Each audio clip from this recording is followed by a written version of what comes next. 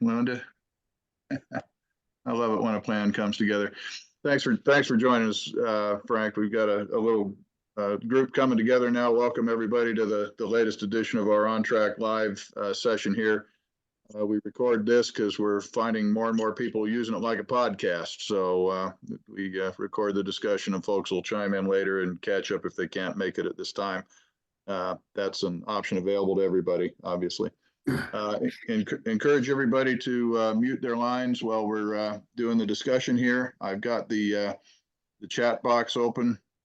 If you'd like to ask questions, please feel free to pop them into the chat box, or you can do the Zoom raisey handy thingy or whatever if you'd like to enter the conversation. As always, we'll start with just a little bit of news update and a couple of announcements, and then we'll segue into our conversation with our special guest today. Probably the biggest news for this week from NCTA, just yesterday, NCTA and the Freight Rail Customer Alliance filed a petition with the Surface Transportation Board asking them to continue requiring railroads to report on service data.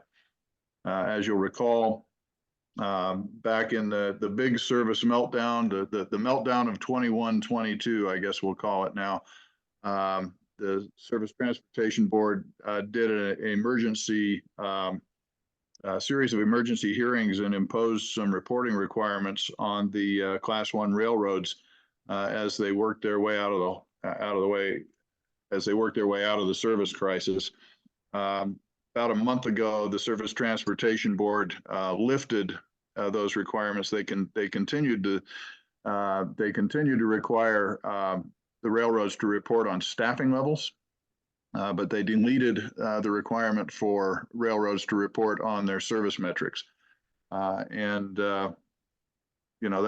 didn't make a lot of sense to some of us who are concerned about shipping issues. And so the petition we filed yesterday is requesting the Surface make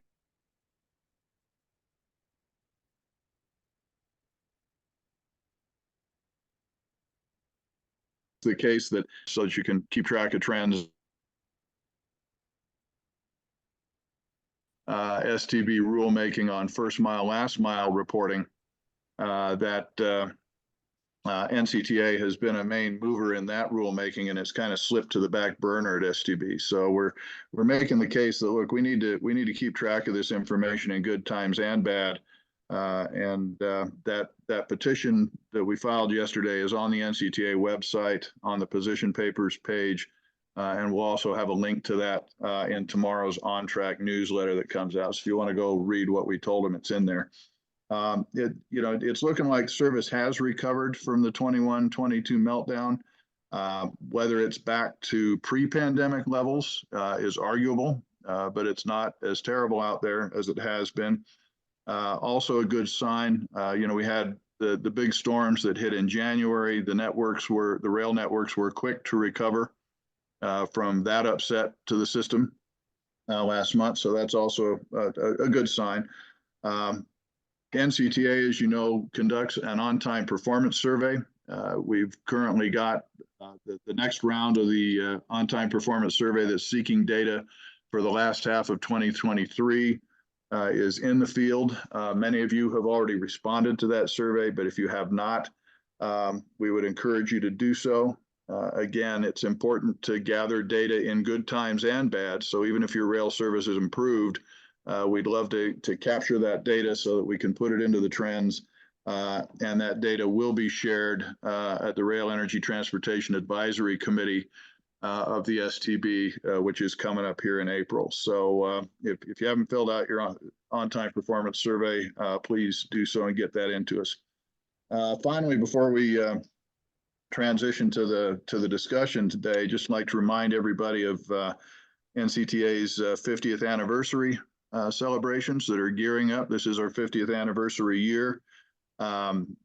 Registration is open for the O&M conference and the spring conference that will be held back to back in Chattanooga this May.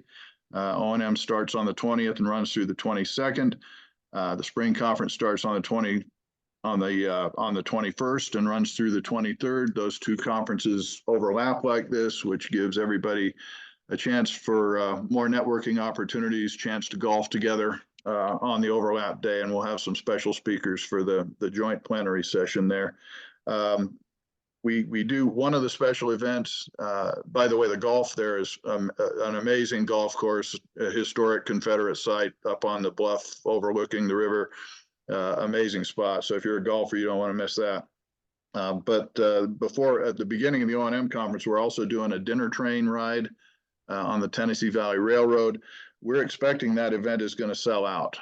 So if you're planning and want to attend the train ride, we encourage you to get your registration done real soon and get on board for that because we think the train ride is going to sell out. There will be plenty of room for golf and the other social events, but the train ride is going to be in demand. So if you want to do it, we encourage you to get registered very soon.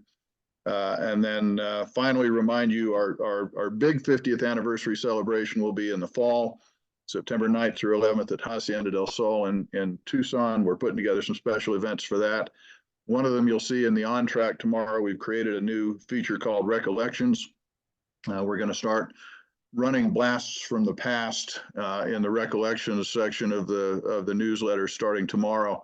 And we're encouraging all of you to, dig into the memory banks, think of the funniest, most embarrassing, most memorable things you can from previous NCTA activities way back. We'll publish them in the Recollections in the newsletter, and we're going to compile all those for some little commemorative handouts when we all get to Tucson in the fall. So with that bit of shameless self-promotion, I'll get off the advertising bandwagon here and prepare to transition to our discussion today.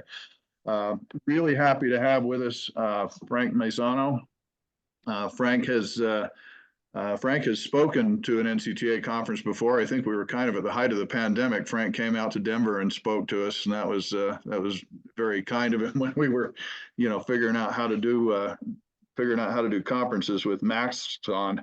But Frank is one of the most knowledgeable guys I know back in Washington. He's a senior principal at the Bracewell Law Firm in Washington, D.C.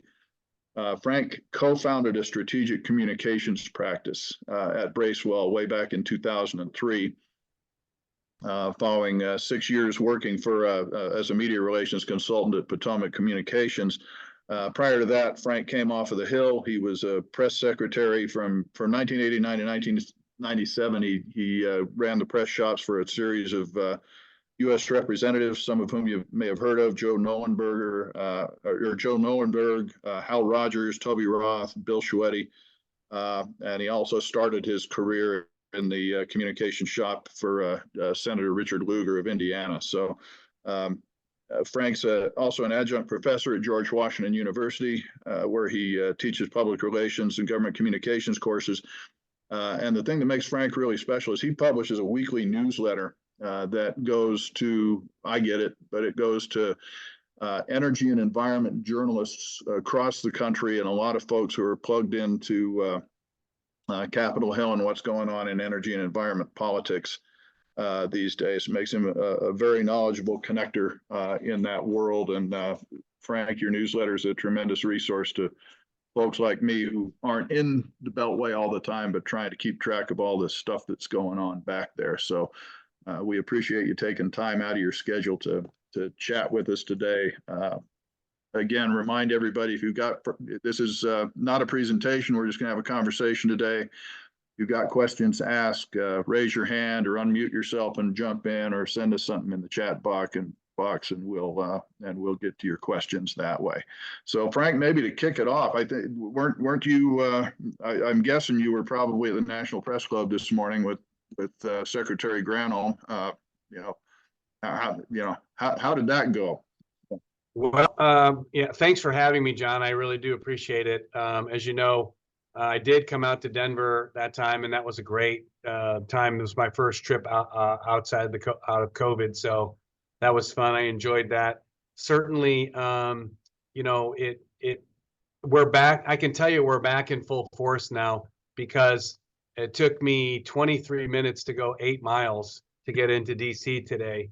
So you know, the pre-pandemic traffic is in full force in Washington, even when House is in recess, even when Congress is in recess. So I do know that we're back. But let me just say, it's busy times here in Washington, and there's a lot of uncertainty and a lot of discontent, which is part of the reason I think you're seeing some challenging things on both sides, right? Challenging things from Republicans, from Democrats. I was the organizer actually for the event that you mentioned with Secretary Granholm at the National Press Club today. I've been a member there for 24 years or so, and work on the events committee. I've been after Granholm for 3 years because I know her from working in Michigan, and she's done a lot of events with my clients, Air Liquide and others, on hydrogen and stuff. And so we've been after her for 3 years to get her to speak at the press club. And they called me a couple weeks ago and said, "Hey, what are you doing on February 21st? Can we do it in 3 weeks?" And so that in itself told me that they wanted to get out there and start talking about what they wanted to talk about. They did not want to talk about LNG. They did not want to talk about hydrogen and things like that, which they really did get a lot of questions on. So after she made her presentation, so yeah, it was a good event. She made a quick presentation about manufacturing, industrial manufacturing, and clean energy jobs. She was basically touting the administration's track record. We know that the clean energy economy is creating lots of jobs, right? We have the IRA, we have the infrastructure bill, we have the CHIPS Act, which were all major pieces. A lot of them, frankly, bipartisan, right? Were major pieces. The IRA wasn't bipartisan, but even I argue that had that not been in the big, Democratic budget fight, the energy pieces of it probably would have been somewhat bipartisan because it was really negotiated by Joe Manchin, who tends to agree with Republicans, at least mainstream Republicans, more than he agrees with his colleagues in the Democratic Party. So I think all of those things have bipartisan support. So I think what I'm going to talk about today is a couple of things. One, the crazy time we're in and what we might expect. And again, I'm close to it, but I don't think anybody has their finger on what's happening here with Donald Trump, with Joe Biden. We may see something that we've never seen before, right? With the potential third party, although Joe Manchin just recently said he wouldn't be part of that. So there's a lot happening in the political space. I'll talk a little bit about some of the big issues that are happening right now and some of the trends that I'm seeing with the politics melding with the policy, which I think always kind of happens in an election year, but it's getting really more blatantly obvious right now. And then, just some numbers, some raw numbers. How many people are retiring? What does the Senate look like? I just like as a preview, I can't see how Democrats hold on to the Senate right now, even It's in tough math. Yeah. It's tough math for them, right? So we can get into a little bit of that, and then any questions you guys have about any of the environmental issues we're working on, and certainly thanks for the plug on the update. And every Monday I do send out an energy update, and so for anybody who wants a piece of that, just send me a quick email at the end here, and I'll make sure you get added to it. I try to do it every Monday, and it's usually pretty entertaining and fun. What's happening in town, what's happening around the country. So yeah, the big thing today was Granholm. The second piece of this week is the BNEF, Bloomberg New Energy Finance, along with the Business Council for Sustainable Energy, put out their clean energy sustainability fact book. And I can send you, John, that link, which I really think it's very valuable, right? It's more than just how many renewables are coming on and grids and things like that. It's really natural gas. It's really looking at trends. It's looking at how we're converting from fossil generation to less fossil generation, to some clean energy, but we're also how long it's taking and how long the transmission pieces are taking. So there's lots of really good, valuable data in there for all parties. And so that's the second thing that was kind of released today that I've been really working on and paying attention to. And that's got lots of good facts and good information. And you know, we're all better with good facts and good information.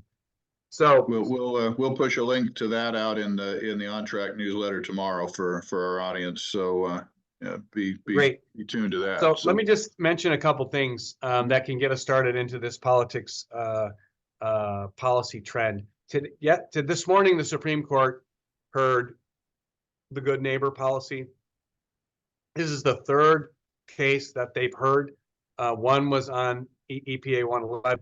One, and that was last year. One was on Chevron deference, which is, you know, the doctrine that has allowed it wasn't an EPA case that they heard on Chevron deference, but obviously Chevron deference applies dramatically in the context of regulatory leeway that agencies have, and EPA gets a lot of it. And then today, the good neighbor policy. So the Supreme Court has taken more cases this time, and since its new numbering 6-3, than they've taken in the past, and that really does matter to some of these things we're looking at, because what it does is it makes Congress be more. It forces Congress to get more engaged on a lot of these policy issues, and yet they've been reluctant to be engaged because they just frankly can't, because of the lack of bipartisanship here. And so really what we're seeing is Congress is going to be forced to act, right, on some of these policies, whether or not act, right? And so so for me, those three pillars that they had, where they overruled them on EPA's power plant rule, where they are likely to probably roll back Chevron deference significantly, if not at least some. And then I think you heard today in the Supreme Court that, you know, they're not interested in a lot of the claims that EPA has received for years about other people being responsible for other people's pollution. So so I think what we're seeing is that backstop of the courts that EPA has always relied on in many cases is probably not going to be there for them. And so that will, again, make Congress more liable to step to the plate and actually try to kind of commit to doing what they should be doing, and that is dictating what our policy ought to be from a legislative perspective. That inks it into more and provides more certainty for businesses across the board. What I would suggest, the one area where they probably don't have a lot of leeway is on the NAAQS rules, which of course recently came out too. There was a NAAQS ramp down from 12 to 9, which is obviously that is a significant down. In fact, it takes most of the country out of compliance. Now, EPA says, oh, don't worry, by 2032, everybody will be in compliance, but nobody really recognizes how that can happen. And the only model that shows that you can do it is if you fully implement or go beyond every provision that Congress is passing nowadays, right? Which includes the IRA and other things. And now that is a stretch goal, if not anything else, right? So, the current ramp down allows many of these communities who have been in compliance to just be taken right out because of background noise, right? Because of traffic, because of wildfires and things like that. Now they say, oh, we have an exception for wildfires or, unforeseen events. But the reality is environmentalists don't like any exception to anything. And they'll fight every one of those exceptions when they come up because they, just are unrealistic about it. So, and they really don't, no one really has a lot of legal recourse on the NAAQS rules because of the way they're written. You can't consider, and I'm not a lawyer, but you can't consider, economic impacts to it, and that always tends to to make EPA, who makes a health case about it, have a much stronger hand. So anyway, what these things kind of tell me, though, is if you look at a bunch of the major decisions we've seen recently, is that this administration is now slotting clearly into a political bent, right? Now, we always know that in the election year, they tend to get into the political bent, but we always used to see that like after April or things like that, right? Maybe. And I always use the John Dingell quote, and I'm from Michigan. I worked for Michigan congressmen, obviously how I know Granholm some. But John Dingell used to have a bunch of us press staffers for the Michigan delegation in his office. And at one point he said to me, to the group, he said, listen, we need to get something done now because it'll be March soon and budgets will be out, and then it will be into April and it'll be the political silly season, right? And that means nothing gets done after the political silly season starts. And that was his comments. And I think that the reality is that timeline for the political silly season has been moved dramatically up, right? It was probably last year, in fact, that we were in that political silly season. So it creates a big problem for getting anything done, and it changes the way we look at things, right? I mean, I've just written down here 1, 2, 3, 4, 5, 6 policies that have come out, and this is not including the next policy. So 6 policies that have come out where environmentalists have been leaning aggressively on the administration, and the administration has just scrapped all their common sense and just gone with an irrational position that they've liked. So, and I mean, that's the sustainable aviation fuels policy. That's the NAAQS policy. That's the hydrogen pillars, the 3 pillars policy, where Joe Manchin, who wrote the legislation, said there are no pillars in the bill. I wrote it that way. Yet EPA still comes up with an environmental cockamamie scheme that creates these roadblocks for hydrogen economy to expand. And really, frankly, you need more flexibility in the early stages for a hydrogen economy if you're ever going to have a hydrogen economy, right? Because we just don't have it yet. E15, and then of course the biggest granddaddy of them all was the LNG decision that they made, where now they're pausing. Some people are saying banning, other people are saying pausing, and in fact, the administration can't seem to get it straight. Last week in Munich at the security conference, Amos Hochstein said, 14, 16, 18 months. Today, Jennifer Granholm was saying a couple of months, right? So a couple of months probably means let's get it past November, right? And then see what happens. So anyway, this is the mess that we're in, and again, this is the business we have chosen. So said Hyman Roth and The Godfather 2, right? Or this is the business we have chosen. So we should expect that, right? Yeah. Hey, Frank, Frank, could I interrupt you real quick just to go ahead. Just to enlighten this audience? Could you talk to them? I mean, you've listed all these rules that EPA is pushing out in a big hurry right now. Can you talk about the time pressure that EPA is feeling to get more done by this spring because of the potential for Congressional Review Act and well, what that means? That's a good point, John, and I appreciate that. And I'm gonna that'll actually lead me into this. That's a good point for me to make because it'll lead me into the second discussion that I'm gonna have here. So, and then open it up. So, the reality is they are on a tight time frame with these EPA rules, and I'll just use the EPA 111 rule as an example for them right now. My colleague Jeff Homestead, who ran the EPA Air Office, and you all know, has been forthright about saying they have not given enough time to this, and it is going to take time. And so you have an arbitrary deadline of sorts that says you can't for the Congressional Review Act. They'd like to get a lot of this stuff pushed out.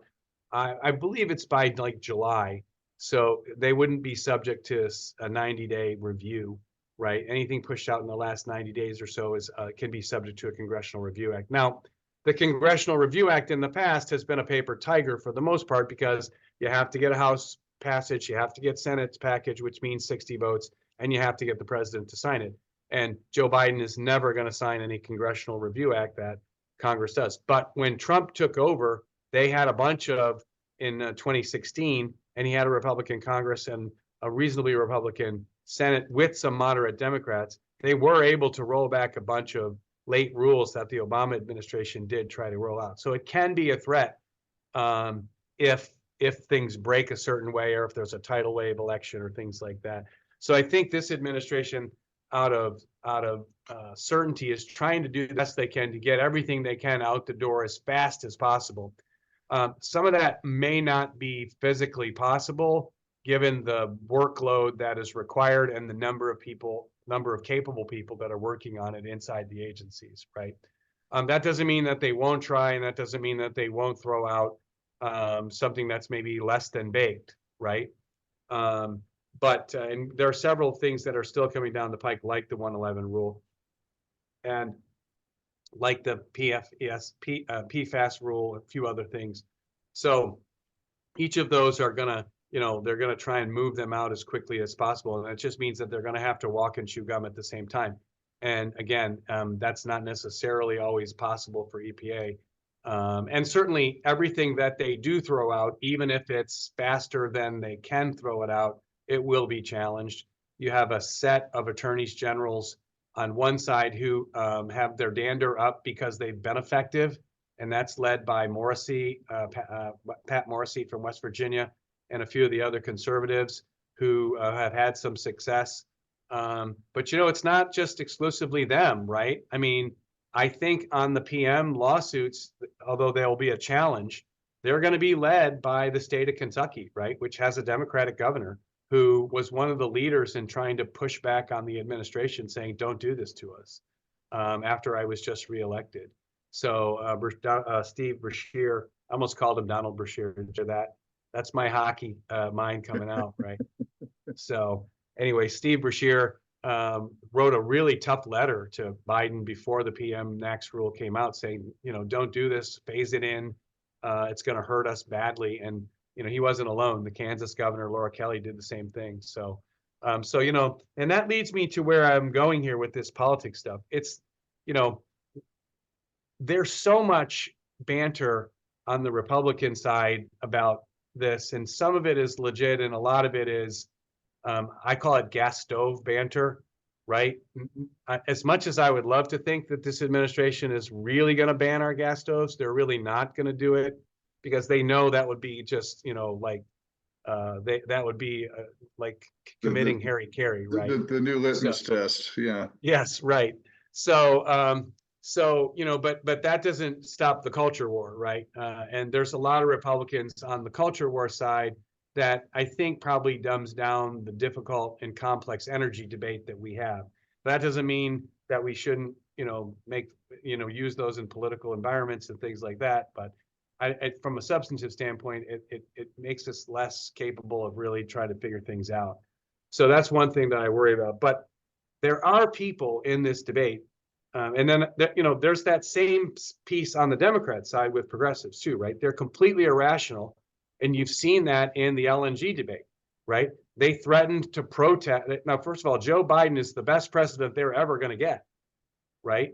Because that's about as far as the American public will go, right? And that's still not, no good deed goes unpunished by the environmental community, right? They just don't know how to take yes for an answer. And so they having got gas more involved and gotten utilities to buy into that, and started to push back the coal use that we have, which of course affects you guys dramatically. The reality is that wasn't enough for them, and now they're trying to protest LNG exports at a time when LNG exports are our allies' lifeline, right? And so you're seeing the irrationality of the other side as well. In fact, they were going to have a protest at DOE, right, in early February, and they were going to protest at DOE for 3 days and threaten to get arrested and all that stuff. And that's what, of course, spurred this LNG pause, which seems to be pausing in time for us to get to November, and then we'll see where it goes from there.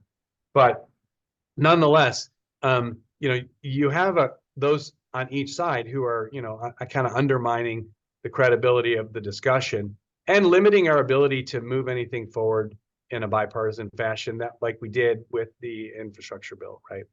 So those Democrats are key. One area where they have had some success is with unions and the pushback that we saw just this last week. And it's not official yet, right? But there was a big New York Times story about how the UAW, who has endorsed Biden, has now kind of got them to back off on the EV timeline for at EPA with CAFE rules, right? With the fuel economy rules. And there's a lot of pieces to that. One, there's a whole dealer network that is furious. And the dealer net, when I know this because I was at the Washington Auto Show, and they had 2 members of Congress who were ex-auto dealers, before they became members of Congress, and they just went bananas on EVs, right? And then you had Debbie Dingell and Marcy Kaptur on the panel with them, who, by the way, are not super liberal because they're auto state Democrats. Debbie Dingell, of course, took over for John. And then Marcy Kaptur's been in Toledo forever. And of course, Toledo houses the largest. If you have a Jeep, you got it from Marcy Kaptur's district in Toledo. So it's the biggest Jeep dealership in the world. So and they didn't want to fight back against Fitzpatrick and Kelly, who were the former auto dealers who were just raging. They lit themselves on fire almost because they were so mad about EVs. So that was a big thing out there. And, of course, it's been a big problem for the unions. They worry about jobs. And their pushback seems to have resonated some because that union contingency is a very significant piece for the election, right? Joe Biden needs those guys to win Western Pennsylvania. He needs those guys to get close in Ohio. He needs those guys to win Michigan, where he's in trouble. He needs those guys in Wisconsin in the Rust Belt. So he has to do everything he can in those areas, just like he has to do everything he can to bring environmentalists and progressives and climate activists out. So he's really trying to thread a needle here, and that creates significant challenges. Let me just do this one last thing before I turn it over to questions. And like I said, I'll answer anything I can. The House is in disarray. They can't pass much. They kicked out the majority, the speaker, which was crazy, but they did because Matt Gaetz is an idiot, and that sent McCarthy packing on a 4-seat majority. They lost George Santos because he was an idiot, and they lost that seat. So now that's a 2-seat majority. And they lost Bill Johnson, who was a great Republican member who had just had enough and said, I'm going to go become the president of Youngstown State and, do something more entertaining. So now they have basically a minimal working majority at all. So they're in chaos. One person can, throw a wrench into the whole thing, depending on who shows up that day. In fact, the example, they couldn't impeach Mayorkas because Steve Scalise was, at the doctor being treated for his cancer. So, and the Senate is no different, right? The Senate couldn't get Joe Goffman approved because, there were a handful of senators who were out, right? With COVID and things like that until they finally got him approved. So we're in this tie game almost. And what we've seen recently, at least for the House, is Johnson, Cathy McMorris Rodgers, Gallagher, Kay Granger, Patrick McHenry, who of course was one of those guys they were talking about, who was the interim speaker. All these people who have been around for a while and know the place are heading for the exits, right? They just have had enough. And so I don't think that's good for the institution. I don't think that that's good for comedy. I don't think that might be good for comedy, not committee. And it certainly isn't good for policy and bipartisanship. So that's one thing I worry about. And then on the Senate side, I mentioned earlier, and so, the House is up for grabs, really, right? I do think more so, and this is not our issue, of course, but I live in a house with progressive liberal women who think that abortion is a huge issue, and they're making it a huge issue. And I always downplayed it as a Politico, right? That one side countered the other side and things like that. But I do think that it has hurt Republicans in the last 5 years, right? In any elections they've had. There's just no doubt that that's evidence. So hopefully, we'll see how that plays out in 2024 when everyone's back in a regular election. That's not midterm, right? So we'll see what happens with that. But the House could go either way, depending on the strength of the candidates, and that's what you saw with the George Santos special election, right? They had a no-name person who seemed nice but wouldn't talk to the media. The Democrats put up the guy they kicked out after 3 terms, but everyone knew him, and his argument was basically, "Hey, you kicked me out, and look what you got, George Santos," right? And so he's been reelected at least until the end of the year. So we'll see. But some of those races, especially in New York and those places, could be key to who determines who's running the House. And I almost think Democrats may have a better chance of winning the House, even if they lose the presidency. The Senate side, as you said, as we mentioned earlier, the math is not good, right? They basically have a coup in Montana, which the only reason Jon Tester has been elected over and over, and I'm sure that you guys kind of like him because he kind of is in the middle a little bit, and he's probably got a lot of rail traffic coming through Montana. But the only reason Tester has been reelected twice is because of pure political luck, right? He's had third parties running that have taken enough votes in a year when he was on the ballot with a Republican presidential candidate and just managed to squeak out victories, right? And they had hoped to do that again this time, right, with some internal strife.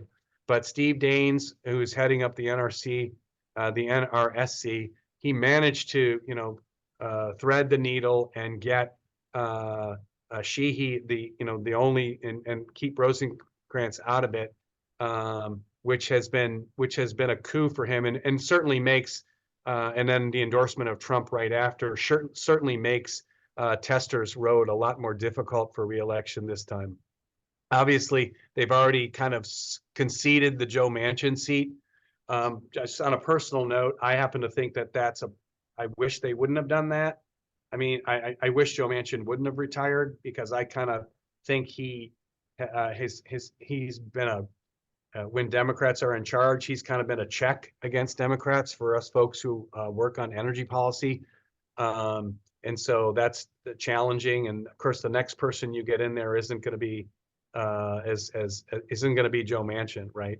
If Democrats were to hold the Senate, but they certainly are conceding his seat. That's 2 down already, and that means they're already in the majority, Republicans.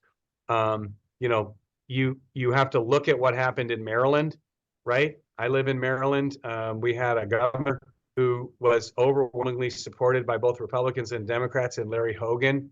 He had said he was not going to run for anything else, and then all of a sudden he's thrown his hat into the Senate race, which is an open seat for Ben Cardin, and that really throws a wrench into Democrats' plans, because they're really going to have to spend money to beat Larry Hogan, and it will be difficult because he's won in years when Democrats have been on the top of the ticket, and he's been a success. And again, I mentioned my progressive liberal wife and daughters. And, when I mentioned to my wife that Larry Hogan was running, she said, "Oh, he'll win for sure. I'll vote for him." Right. So, that just kind of tells you how he's liked among, the electorate in Maryland, because of his moderate views, because of his get things done attitude and things like that. So that creates another wrench in there for them. They're in trouble in Michigan right now, and that, who's to say that won't play itself out. But the candidates in Michigan, the Republicans are much stronger. Mike Rogers is a well-known former CIA agent who was in the House for a long time and CNN commentator. He certainly has got a lead there over Elise Luckin or anyone else who might try to get into that seat.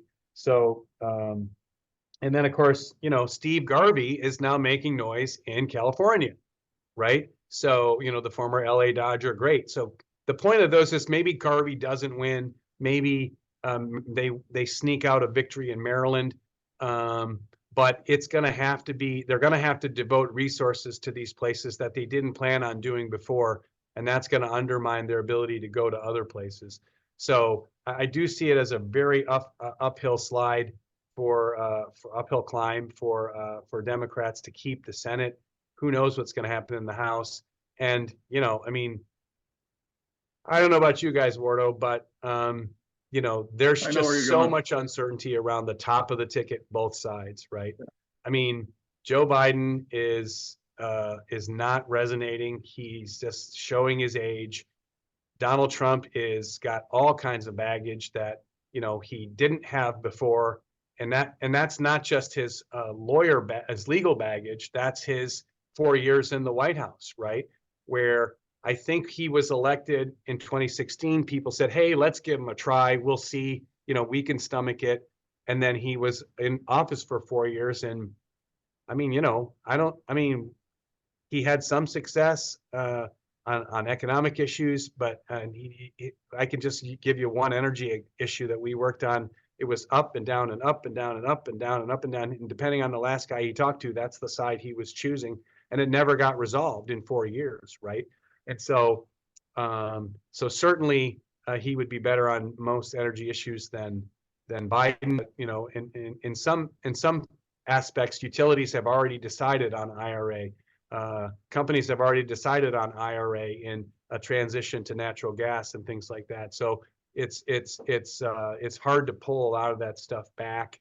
And who knows? You know, either one of these guys could mysteriously be pulled out of the race for whatever reason. I mean, I was joking with some political guys on the Democrat side the other day, and I said, well, who do you think takes steps in if, you know, something happens to Joe Biden? And he's just one fall off the stage away from you know, really, you know, not being a credible candidate.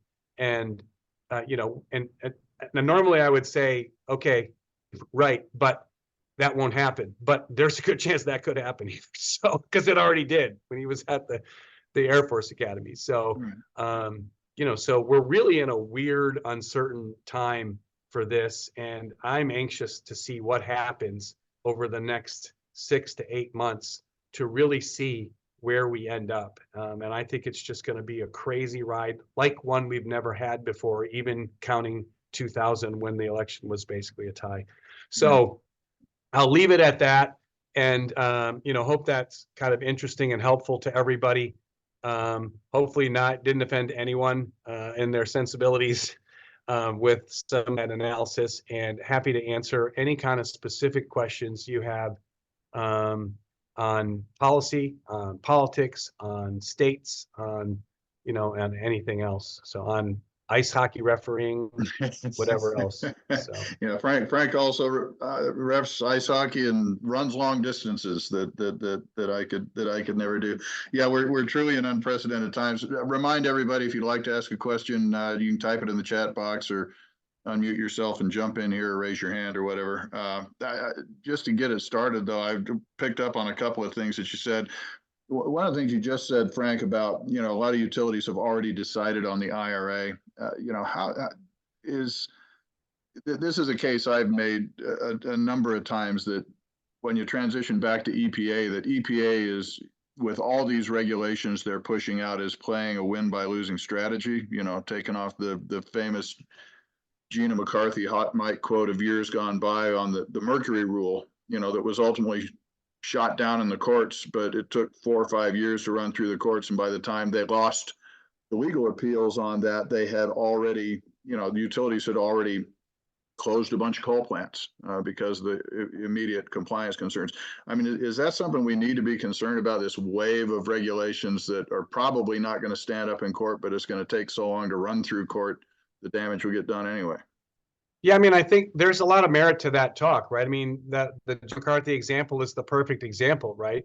Now that was one where they were talking about pollution controls and heavy investments, right? And then there was a trickle down effect across the board. Here, though, there's an incentive switch that the IRA creates that provides that fiscal incentive for utilities to invest and to dig in. And when big utilities start making that change, I mean, look, we were having this conversation, John, in 2002 when I first started working on these issues, and you would have told me that utilities would be 30% of renewables right now, solar and wind, and they'd be dumb coal. I would have told you were crazy, right? By 2020. But the emergence of the shale revolution in gas, the ability to use natural gas to limit the emissions of coal and create a baseline power load for you to expand your renewables, and frankly, a regulatory push in some states, not federally, but in some states, and a consumer push to see some, I think probably not as educated, but just the general sense that, hey, yeah, we ought to have cleaner power, right? Not that they know what goes, how clean their power is, and where it even comes from, for most people. But that general sense of those general pushes have allowed utilities to make that business decision, right? And move in that direction. And of course, they see additional markets in electrification, right? And so, I know in Michigan, especially DTE's guys I work with, they're very aggressive on electric vehicles because they see that as an opportunity to expand their marketplace, right?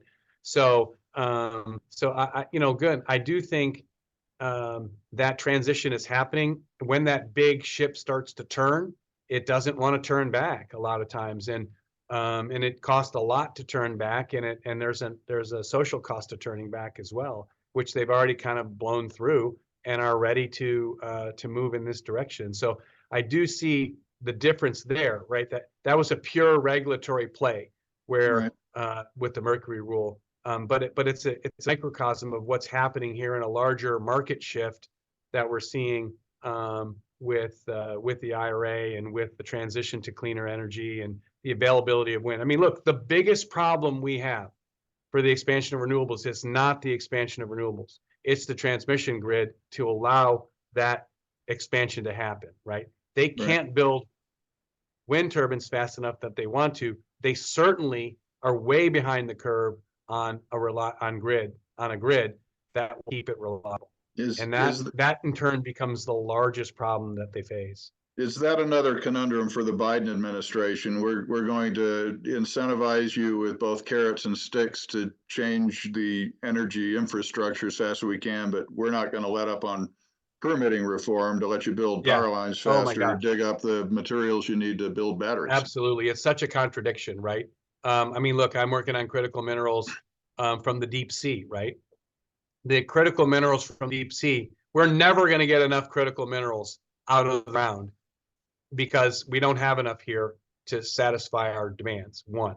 Now, even if we did, it would take 10, 12, 14 years for us to permit something because of all the challenges we have. So what does that leave us? Going to China? Does that leave us going to the Congo? And it's not United Mine Workers that are getting that stuff out of the Congo, right? It's so it's 13-year-olds and 12-year-olds. So certainly supply chains and the critical mineral piece is a huge piece, especially as we start to shine lights on the traceability of those supply chains in China and other places. That's going to impact the corporate governance and things like that. But one thing I was mentioning was the deep sea minerals. That has the ability to be a game changer, just like the shale evolution was, right?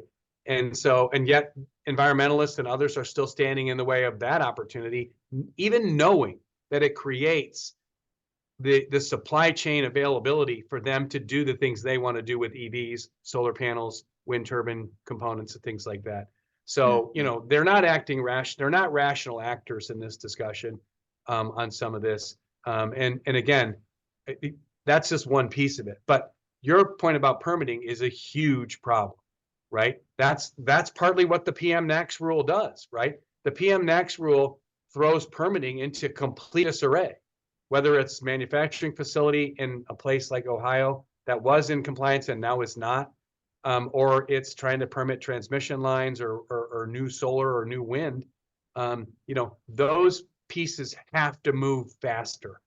and environmentalists, they want their cake, but they want to eat their cake, but then they don't want to, they don't want to go through the rigmarole of baking it. Right. They don't want to let, Um, they don't and- let you, they don't want to let you bake it first. So Yes. So, that's a good so analogy. we're at that point where, some of these contradictions have to be broken for us to succeed, either to move to a clean energy transition, or they have to become much more rational at how the timeline is going to be viewed.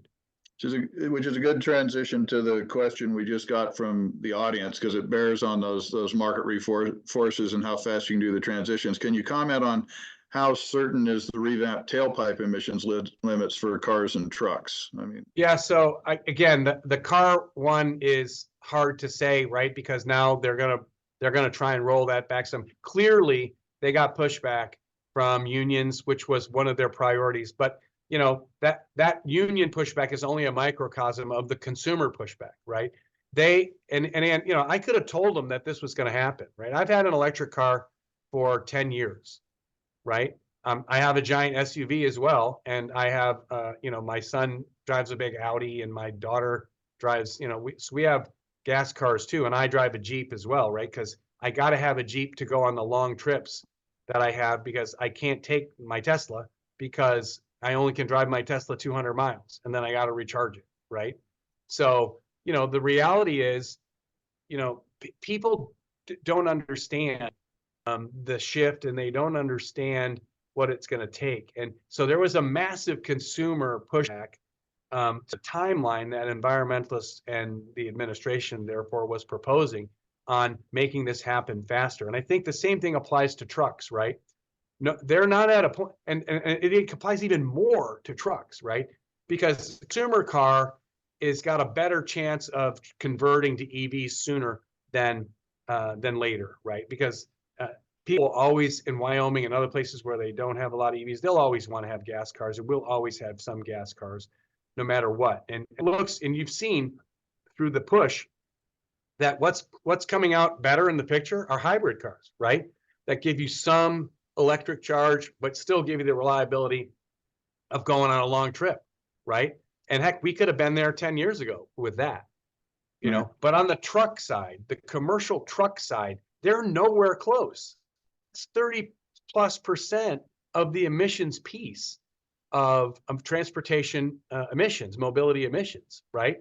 And that is nowhere close. You're never going to have an electric truck that's going to be a big rig electric truck. Now, you may have some fleet vehicles here and there, but those long haul trucks, it's just not viable, right? This is where hydrogen can play a role. Hydrogen can play a big role because its infrastructure is somewhat similar to the current infrastructure. You have a fuel cell, so you don't have the you don't lose the payload and have the additional weight that you would have with having to do a battery with a long haul truck. So and then you've seen it working in a fleet system already. Most of the forklifts in this country are operated by hydrogen, right? Because they work better, and you don't have downtime to your fleet, and you don't have to have double the size of the fleet, things like that. So you could make hydrogen work, but yet environmentalists are standing in the way of moving the hydrogen economy forward, right?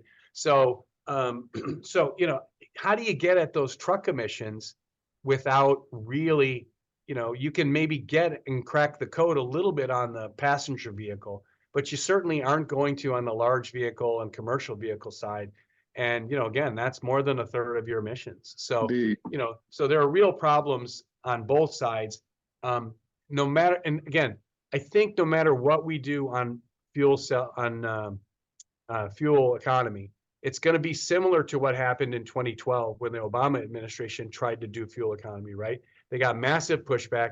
They put in a phased approach where the first phase was obviously more reasonable and doable, and they backloaded everything into the back in 2018 or 2022 at the time. And then when 2018 came around and Hillary Clinton wasn't the president, all hell broke loose, right?